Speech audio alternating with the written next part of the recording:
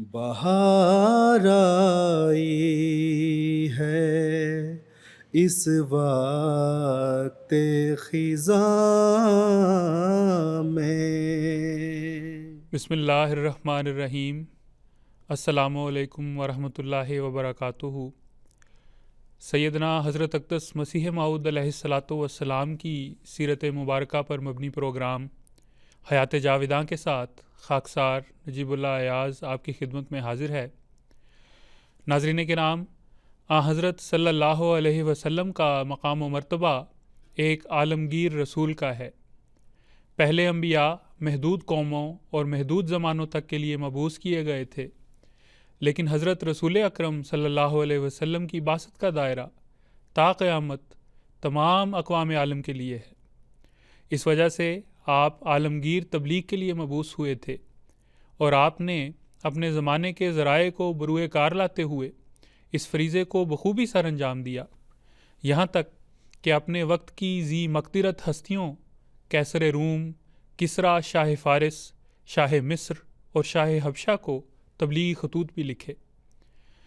لیکن جیسا کہ خود قرآن کریم اور احادیث نبویہ سے یہ بات ثابت ہے کہ دنیا کی مختلف اقوام کے باہم آپس میں ملنے، اونٹنیوں کے بے قرار ہونے اور صحیفوں کی بکثرت نشر و اشاعت کا زمانہ ابھی آگے آنا تھا، یعنی مسیح موعود کا زمانہ۔ چنانچہ مسیح موعود کی علامات میں حضرت صلی اللہ علیہ وسلم نے علاوہ اور کے یہ بھی بیان فرمایا کہ مجھے دکھایا گیا کہ عیسیٰ ابن مریم دمشق سے شرقی جانب اپنے ہاتھ دو فرشتوں کے کندھوں پر رکھے ہوئے سفید مینارے سے نکلیں گے۔ وہ اس حال میں چلیں گے کہ ان پر سکینت طاری ہوگی اور زمین ان کے لیے سمیٹی جائے گی۔ مسیح موعود کے متعلق زمین سمٹنے کی علامت واضح بتلا رہی ہے کہ اس زمانے میں نت نئی ایجادات کی بدولت تمام دنیا گویا سمٹ کر ایک گاؤں کا رنگ اختیار کر لے گی، اور اقوام عالم کا آپس میں میل ملاپ نہایت آسان امر ہوگا۔ اسی زمانے کا ذکر کرتے ہوئے حضرت اقدس مسیح موعود علیہ الصلاۃ والسلام فرماتے ہیں، یہ زمانہ اشاعت دین کے لیے ایسا مددگار ہے کہ جو امر پہلے زمانوں میں 100 سال تک دنیا میں شائع نہیں ہو سکتا تھا، اب اس زمانے میں وہ صرف 1 سال میں تمام ملکوں میں پھیل سکتا ہے۔ آج ہم اپنے پروگرام میں حضرت صلی اللہ علیہ وسلم کے عاشق صادق حضرت اقدس مسیح موعود علیہ الصلاۃ والسلام کے اقوام عالم کے اکابرین کے نام مکتوبات کا ذکر کریں گے، جو آپ نے اپنے آقا و متاع کی پیروی میں اشاعت اسلام کی تکمیل کے لیے تحریر فرمائے۔ اس پروگرام میں میرے ساتھ مکرم فرحان حمزہ قریشی صاحب اور مکرم عبدالنور عابد صاحب شریک گفتگو ہوں گے۔ مکرم عبدالنور عابد صاحب، حضرت مسیح موعود علیہ الصلاۃ والسلام نے ماموریت کے دعوے سے پہلے بھی مکتوبات دنیا کے اکابرین کو بھجوائے یا نہیں؟ حضرت مسیح موعود علیہ الصلاۃ والسلام نے اپنے زمانے کی ایجادات سے بہت فائدہ اٹھایا ہے اور خدمت دین کے لیے ان کو استعمال کیا ہے۔ چنانچہ اوائل ہی سے براہین احمدیہ کے زمانے سے حضرت مسیح موعود علیہ الصلاۃ والسلام نے اس اہم اور مشکل کام کا آغاز شروع کر دیا تھا۔ 1884 میں ہمارے سامنے ایک اشتہار آتا ہے جس میں حضرت مسیح موعود علیہ الصلاۃ والسلام پوری دنیا کو مخاطب کر کے یہ فرماتے ہیں، اصل مدعا خط جس کے ابلاغ سے میں مامور ہوا ہوں یہ ہے، دین حق جو خدا کی مرضی کے موافق ہے صرف اسلام ہے، اور کتاب حقانی جو من جانب اللہ محفوظ اور واجب العمل ہے صرف قرآن ہے۔ اسی اشتہار میں حضرت مسیح موعود علیہ الصلاۃ والسلام نے یہ اظہار فرمایا کہ اس اشتہار کا انگریزی میں ترجمہ ہو، اور نہ صرف پنجاب، ہندوستان بلکہ انگلستان کے جو پادری ہیں ان کو بھی یہ تقسیم کیا جائے، اور باقاعدہ روایات میں آتا ہے کہ اس کی ترجمہ، اس کی ترسیل، اس کی طباعت کی نگرانی خود بڑے اہتمام کے ساتھ حضرت مسیح علیہ السلام خود کرتے رہے ہیں۔ حضرت منشی عبداللہ سنوری صاحب رضی اللہ تعالیٰ عنہ بیان کرتے ہیں کہ جب اللہ تعالیٰ نے حضرت مسیح علیہ السلام کو الہام کیا ہے کہ آپ اس زمانے کے مجدد ہیں، تو حضرت مسیح علیہ السلام نے اردو اور انگریزی ہر 2 زبانوں میں اس اشتہار کو دنیا کے سامنے پیش کیا ہے اور کہا ہے کہ خدا نے مجھے اس زمانے کا مجدد مقرر کیا ہے۔ اس کے بارے میں بڑی دلچسپ روایات بھی ملتی ہیں۔ حضرت مسیح علیہ السلام نے نہ صرف یہ کہ اس کو انگریزی میں ترجمہ کرایا، بلکہ روایات میں آتا ہے کہ 20,000 کے قریب اس کی کاپیاں بنوائیں، اور ملک اور دنیا کے مختلف حصوں میں حضور نے اس کی اشاعت کروائی ہے۔ منشی صاحب کہتے ہیں کہ بادشاہوں کو، پھر اس کے علاوہ مدبروں کو، مصنفین کو، یا فرما روایان دول وزراء کو، دینی علماء کو، راجوں کو، نوابوں کو حضرت مسیح علیہ السلام نے یہ بھیجیں، اور بڑے اہتمام کے ساتھ اور بڑی توجہ سے، اور بڑا ان کے پتے ڈھونڈے ہیں۔ اور نجیب صاحب، یہ اس زمانے کی بات ہے کہ جب یہ گوگل اور اس طرح کی سہولیات نہیں تھیں۔ قادیان میں حضرت مسیح علیہ السلام بیٹھے ہیں، اور پوری دنیا میں، اور یہاں پہ بھی کینیڈا میں یا امریکہ میں اس زمانے میں حضرت مسیح علیہ السلام کے جو اخباروں کے لیے حضور نے اشتہار بھیجے ہیں وہ یہاں پہ چھپے ہیں۔ تو بڑے بڑے لوگوں کو منشی صاحب کہتے ہیں کہ کوئی بھی ایسا شخص ہم نے نہیں چھوڑا جہاں تک ہندوستان کی ڈاک پہنچ سکتی ہو، اور وہ شخص معروف ہو، کوئی نہ کوئی رتبہ رکھتا ہو، اثر رکھتا ہو، معروف ہو، اس کو ہم نے وہ خط نہ پہنچایا ہو، وہ اشتہار نہ پہنچایا ہو۔ کیونکہ کہتے ہیں حضرت مسیح علیہ السلام نے یہ فرمایا تھا کہ جہاں جہاں تک ہندوستان کی ڈاک پہنچ سکتی ہے وہاں وہاں تک ہم یہ پیغام پہنچوائیں گے۔ نجیب صاحب، یہ جو مکتوبات جن کا ابھی ذکر ہو رہا ہے، یہ کن کن شخصیات کے نام لکھی گئیں؟ اور حضرت مسیح موعود علیہ السلام نے اپنی کتابوں میں اور اپنی تحریروں میں، یعنی مکتوبات میں، ان کا ذکر فرمایا ہے۔ تو میں آپ کے سامنے ایک اقتباس ازالہ اوہام کا رکھتا ہوں۔ حضور فرماتے ہیں، ایک خط اور ایک اشتہار بذریعہ رجسٹری گورنمنٹ برطانیہ کے شہزادہ ولی عہد کے نام بھی روانہ کیا، اور وزیر اعظم تخت انگلستان گلیڈسٹون کے نام بھی ایک پرچہ اشتہار اور خط روانہ کیا گیا۔ ایسا ہی شہزادہ بسمارک کے نام اور دوسرے نامی امراء کے نام مختلف ملکوں میں اشتہارات و خطوط روانہ کیے گئے، جن سے ایک صندوق پر ہے، اور ظاہر ہے کہ یہ کام بجز قوت ایمانی کے انجام پذیر نہیں ہو سکتا۔ پھر حضور نے اپنے ایک خط میں جو مکتوبات احمد میں شائع ہے، اس طرف بھی اشارہ فرمایا ہے کہ میں نے روس میں بھی خط بھیجے ہیں، اور امریکہ بھی، اور انگلستان بھی، اور حضور نے دوبارہ ان شخصیات کے نام لیے ہیں۔ اور یہ جو 3 شخصیات جن کا بھی حضور نے ذکر فرمایا ہے ازالہ اوہام میں، یہ کون ہیں؟ پہلی شخصیت ایڈورڈ ہفتم کی ہے، جو ولی عہد تھے اور ملکہ وکٹوریہ کے بیٹے تھے، اور 1901 میں جب ملکہ کی وفات ہوئی ہے اس وقت یہ برطانیہ کے بادشاہ بنے اور کیسر ہند بھی بنے۔ پھر دوسری شخصیت ہیں ولیم ایورٹ گلیڈسٹون کی، جو 4 مختلف مواقع پر انگلستان کے وزیر اعظم رہے، اور تیسری ہیں آرو وان بسمارک، جو جرمنی کے پہلے چانسلر تھے۔ تو یہ بہت معروف شخصیات تھیں جن کے نام حضور نے خطوط اور اشتہارات ارسال فرمائے۔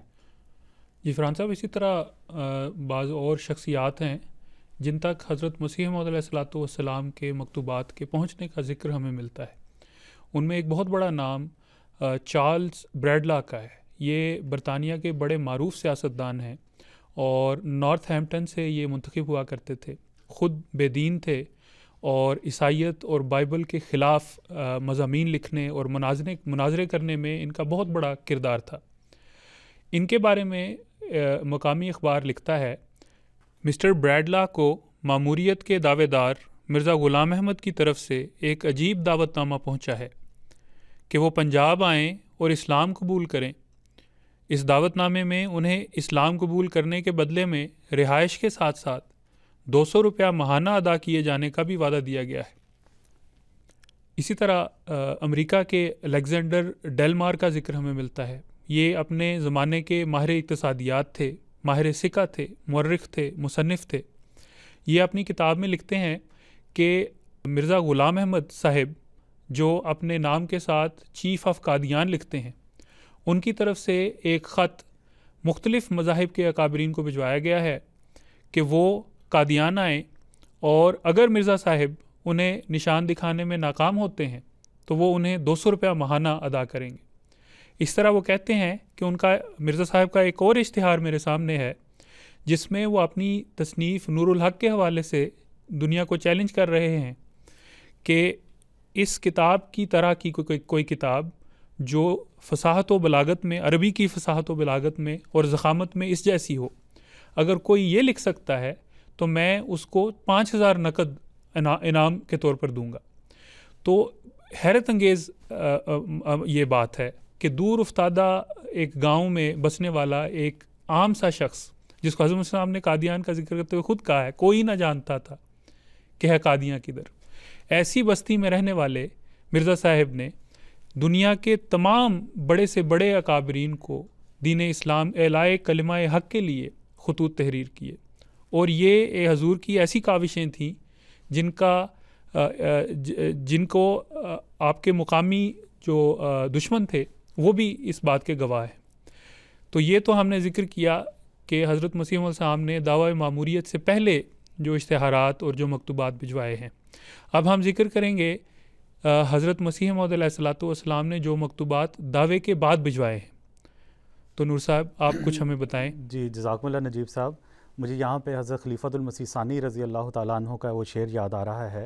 حضور فرماتے ہیں کہ پھیلائیں گے صداقت اسلام کچھ بھی ہو، جائیں گے ہم جہاں بھی کہ جانا پڑے ہمیں، محمود کر کے چھوڑیں گے ہم حق کو آشکار، روئے زمیں کو خواہ ہلانا پڑے ہمیں.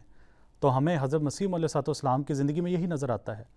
جہاں وہ دنیا کے لیڈروں کو خط لکھ رہے ہیں، وہاں پہ حضرت مسیح علیہ الصلوۃ والسلام نے دعویٰ کے بعد جو اپنے رہنے والے تھے اپنے ملک میں ان کو بھی نہیں بھولے، نواب تھے یا راجے تھے ان کو بھی خطوط لکھے ہیں. چنانچہ 1892 میں حضرت مسیح موعود علیہ الصلوۃ والسلام نے بھوپال کے جو آخری والی رہے ہیں سر حمید اللہ خان صاحب، ان کے والد صاحب کو احمد علی خان صاحب کو ایک خط لکھا ہے جس میں حضرت مسیح علیہ الصلوۃ والسلام فرماتے ہیں، سو آپ پر واضح ہو کہ یہ عاجز خدا تعالیٰ سے معمور ہو کر اس صدی 4 دہم کی اصلاح اور دین کی تجدید اور اس زمانے کے ایمان کو قوی کرنے کے لیے بھیجا گیا ہے، اور بہت سے آسمانی نشان مجھ کو دیے گئے ہیں جو من جملہ ان کے 3000 کے قریب اب تک ظاہر ہو چکے ہیں، اور مجھے حکم ہے کہ میں لوگوں پر ظاہر کروں کہ اس کی طرف سے مسیح ابن مریم علیہ السلام کے نمونے پر رحمت کے نمونے دکھلانے کے لیے آیا ہوں. جو شخص دل اور جان سے میرا ساتھ کرے گا اس کا ایمان قوی کیا جائے گا اور گناہوں کی زنجیروں سے مخلصی پائے گا اور دنیا کی مشکلات اس پر آسان کی جائیں گی اور خدا تعالیٰ کا فضل، خاص فضل اس پر ہوگا. جی عبدالنورائب صاحب، اسی طرح 1895 میں حضرت مسیح موعود علیہ الصلوۃ والسلام نے ایک خط امیر عبد الرحمن خان صاحب کو بھی لکھا. یہ امیر کابل تھے، افغانستان کے والی تھے، اور حضور نے اپنے دعوے پر ایک تفصیلی خط جو 4 سے 5 صفحے کا تھا وہ ان کو ارسال کیا، جس میں حضور نے اپنا جو بھی حضور کا دعویٰ ہے، جو اللہ تعالیٰ نے حضور کو معمور کیا ہے، حضور کے مشن کے بارے میں تفصیل اس خط میں بیان فرمائی ہے. نجیب صاحب، 1897 میں بھی حضرت مسیح موعود علیہ الصلوۃ والسلام نے ایک نہایت معروف مکتوب ملکہ وکٹوریہ کے نام ارسال فرمایا.